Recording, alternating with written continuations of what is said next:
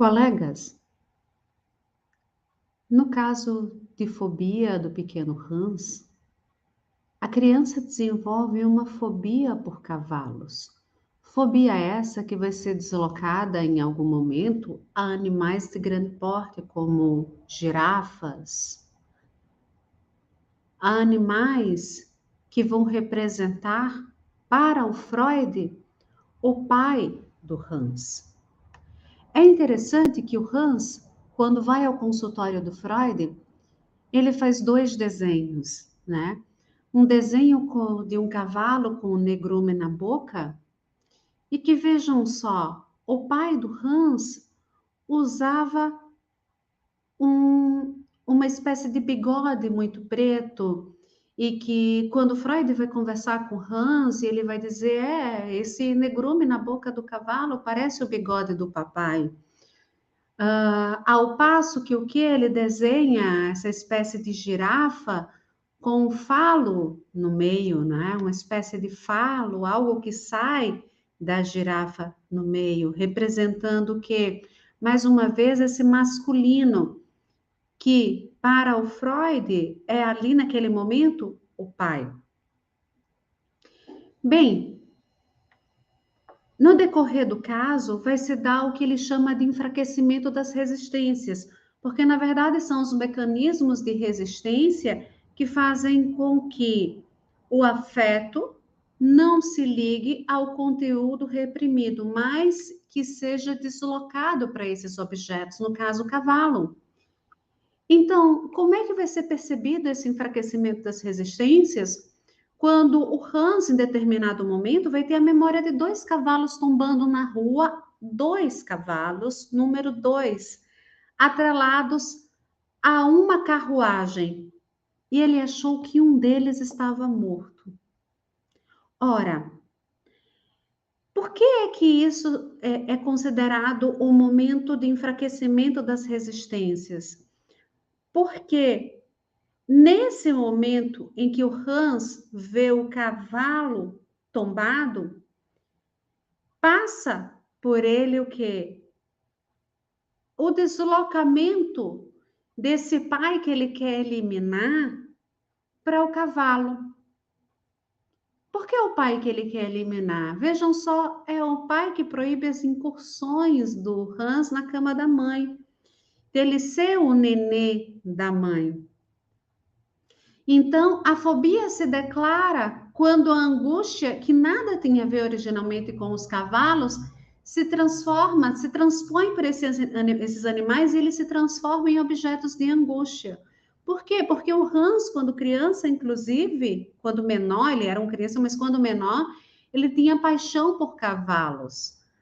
E certa vez ele ouvira de um amigo que o cavalo mordia um dedo, um certo cavalo branco ia morder o dedo dele, não é? Ou seja, o dedo, castração, o pai que castra. Então, à medida que o Freud vai ouvindo Hans e trazendo também, ouvindo o pai do Hans, que trazia as anotações que ele fazia sobre o filho, ele vai trazendo que talvez seria o material dessa angústia, que seria o quê? A castração. Mas a castração de quê? De um desejo pela mãe. Logo, a eclosão da fobia vai se dar no momento real em que os cavalos caíram. Foi o acidente.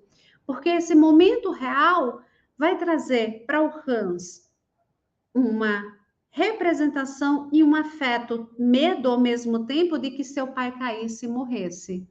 Olha, medo e desejo que seu pai caísse e morresse. O desejo de quê? Dele ficar com a mãe, mas o medo de quê? De perder o seu pai e de algo acontecer consigo. E aí a gente vai vendo que o quê? No final das contas, esse deslocamento da fobia, desse afeto, medo, que é a fobia, para um objeto, representava o quê? O desejo que o Hans tinha pela sua mãe, a posse da mãe. E isso se manifestava, né, essa fobia, quando falava dos cavalos, ele falava do barulho que os cavalos faziam, os barulhos dos passos do cavalo, e do lumf que um cavalo fazia, que eram que o cavalo andava e defecava. Então, o barulho, plumf, lumf, lumf, né? O lumf, que eram as fantasias excrementícias, digamos, as fezes do cavalo. E que isso ia relembrar a companhia que ele fazia a mãe ao banheiro e o prazer que ele sentia de acompanhar a mãe ao banheiro.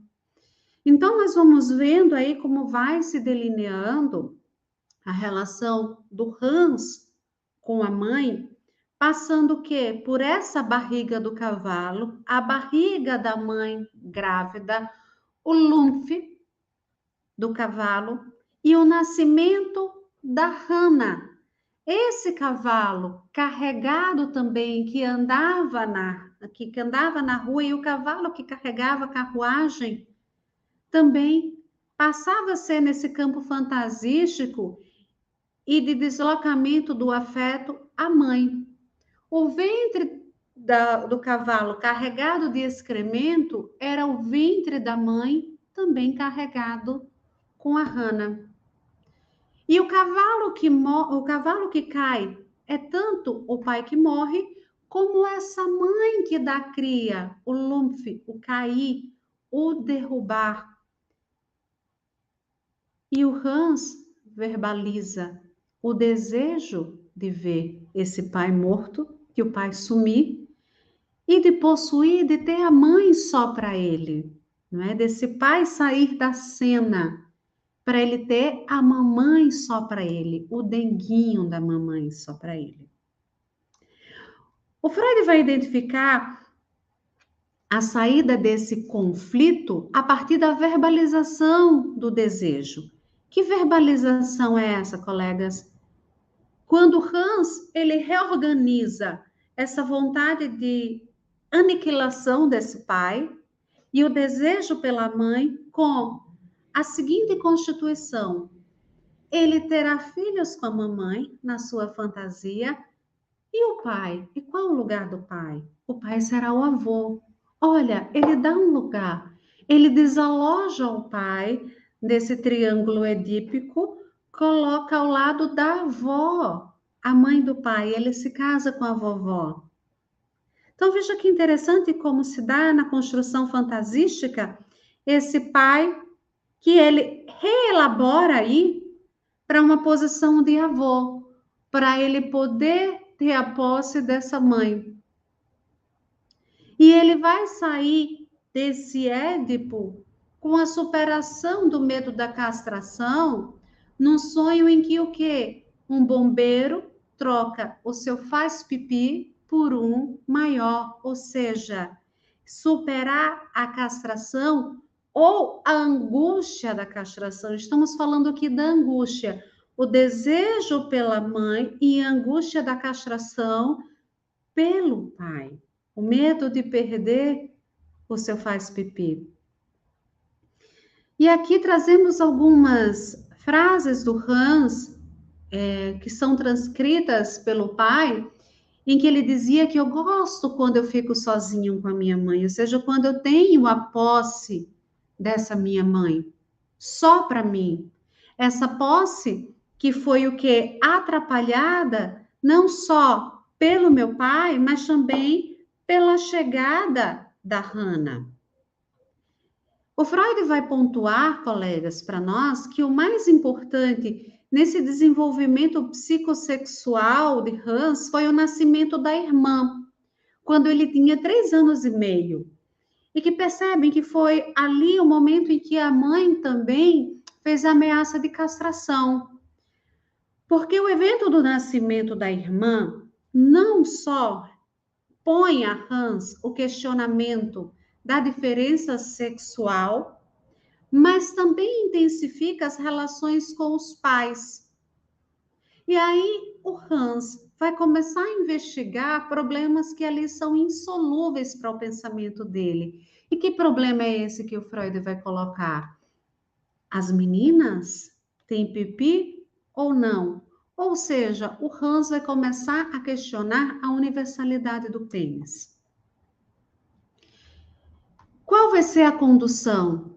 Pensar qual o lugar do Hans entre o desejo da mãe e do pai, que é o desejo pela mãe e a ambivalência amorosa pelo pai. Ambivalência essa já expressa em outro caso de neurose famoso, que é o homem dos ratos. E qual o lugar do Hans entre a mãe e Hannah? Então, qual o lugar desse menino dentro desse contexto familiar e dessas relações afetivas que estão se estabelecendo? Nesse ponto, o Freud vai chegar nessa obra algo que é fundamental para nós entendermos do pensamento e do desenvolvimento da teoria, lembrando sempre que na psicanálise a clínica precede a teoria, que se chama de epícrase, que é o andamento e consequências da doença. Então, veja, a partir do caso do Hans, nesse escrito pós-caso que se conclui, é que o caso do Hans sustenta as afirmações dos 3 ensaios sobre a teoria da sexualidade, contribui para a compreensão da fobia e para o esclarecimento da vida psíquica infantil e a crítica que o Freud vai fazer aos propósitos educacionais.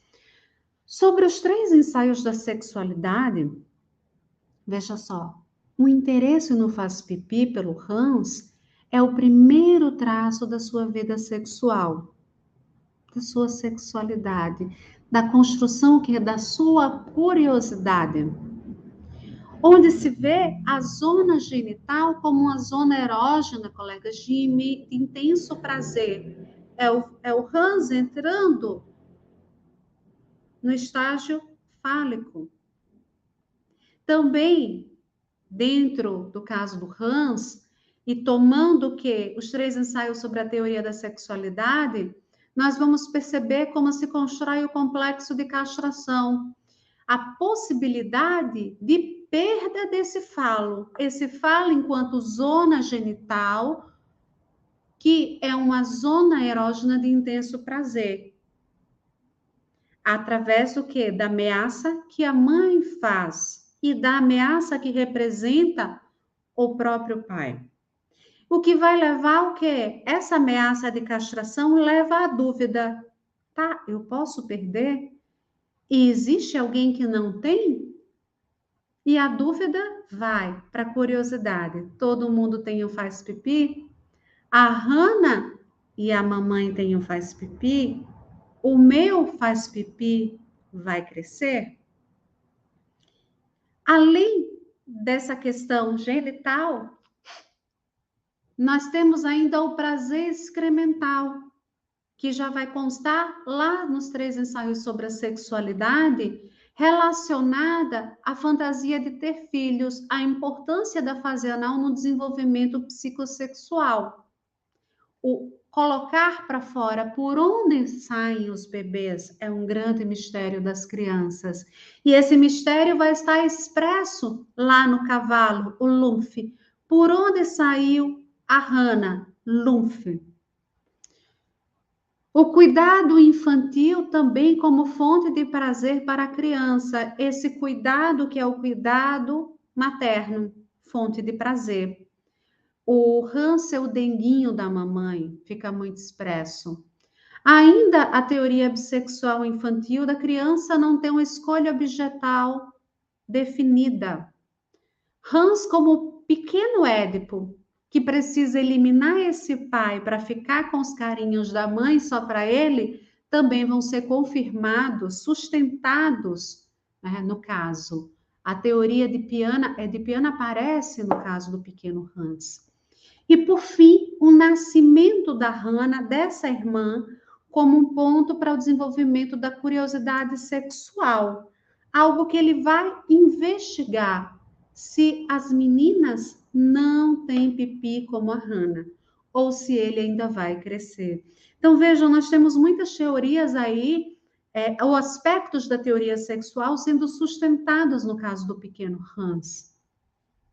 Além disso, vamos ter elementos que servirão para a compreensão da fobia. Dentre eles, a fobia enquanto deslocamento do afeto a um objeto ou situação externa. Também compreender as diferenças entre histeria, obsessão e fobia. O caso Hans, ele dá um fechamento para compreender o aspecto do que se dá na zona do corpo, como a histeria, um sintoma somato, a obsessão no pensamento e na ação, e a fobia, o medo a um objeto externo, essa angústia deslocada a um objeto. Então, funcionamentos distintos, enquanto que sintomas de quê? De um mesmo processo que vai ser o recalcamento. E a neurose como a instalação da função paterna, como vamos ver mais adiante com Lacan, e aqui só adiantando a castração. A castração que leva o quê? Ao recalcamento, colegas. Então, temos aqui as contribuições para a compreensão da fobia, a relação entre conteúdo reprimido, o medo e os seus objetos de medo. No caso do Hans, o conteúdo reprimido, o desejo pela mãe, e também, colegas, a aniquilação daquele pai, não é? O medo da castração, o objeto de medo, o cavalo que morde dedos, o cavalo que castra, que é também esse pai. E a fobia se apresentando como um sintoma produzido pela repressão do que Freud vai chamar instintos sexuais e agressivos. Então, vale a pena aqui pontuar que esse conceito, instintos sexuais e agressivos, está assim, porque mais tarde isso vai vir como pulsão. E por último, né, o último ponto da epícrase vai ser as contribuições para o esclarecimento da vida psíquica infantil e para a crítica dos propósitos educacionais. O Freud vai nos pontuar que as crianças têm as suas fobias tratadas com descrédito e agressividade, e que são elas obrigadas a enfrentá-las, a enfrentar essas fobias.